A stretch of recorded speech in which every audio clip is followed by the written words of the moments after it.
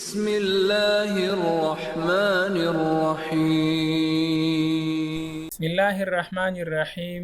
رموزي اوقاف د وقف علامات دوهمه برخه. دی ویډیو کې به ان شاء الله د رموزي اوقاف صفاتي چې کوم کلمې دي او کوم مخففات دي هغه به موږ ان شاء الله په دې ویډیو کې وایو. د موږ سره دوهمه برخه ده، نو دغه ویډیو سره مکمل وګورئ او کوم معلومات چې تاسو ته نه درځي او تاسو پکې مشکلات لرئ هغه به ان شاء الله تاسو په دې ویډیو کې حل شي. صلی الوصل الاولى څخه اخیستل شوی وصل بهتر دی د وقف څخه. کله چې په قران کریم کې صلی کلمه راغله نو دې مطلب دا شو چې په دغه ځای کې وصل بهتره دی د وقف څخه، یعنی کدی ځکه ته تیر شولې نو تا بهتره کار کو او بهتره کار هم دا دی چې ته تیر شي او وقف ونه کی. قل وقف بهتر دی د وصل څخه، یعنی الوقف الاولى دې مطلب دا دی چې کته ودرېدل تا بهتره کار کو، یعنی وقف بهتره دی د وصل څخه، دغه ځای کې ودرېدل بهتره دی. وقف النبي صلی الله علیه وسلم، قرآن کریم کې بعضی ځایونو کې وقف النبي صلی الله علیه وسلم لیکلی وي، د مطلب سوي او دی ولې لیکلی وي. د روایت له مخې کله چې په یو ځای کې نبی کریم صلی الله علیه وسلم وقف کړی وي دلته وقف کول مسنون دي.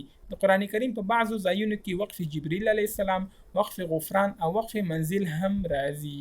وقف النبي صلی الله علیه وسلم چې کله په قرآن کریم کې راغلی وي د مطلب دا دی چې د بعضې روایت له مخې نبی کریم صلی الله علیه وسلم په دغه ځای کې وقف کړی وي. مع د څه شي مخفف دی او دا ولې په قرآن کریم کې راځي او څه دپاره راغلی وي. دا د معانقه څخه اخیستل شوی. مع دا د معانقه لنډیز دی. دلته به وګورئ چې نږدې دوه ځایه د علامې راغلي وي، دلته به په یو ځای د دې علامو کې وقف کوي، یا اول د دې علامو کې او یا دوهم د دې علامو کې، ځکه دلته دوه تفسیرونه شوي وي.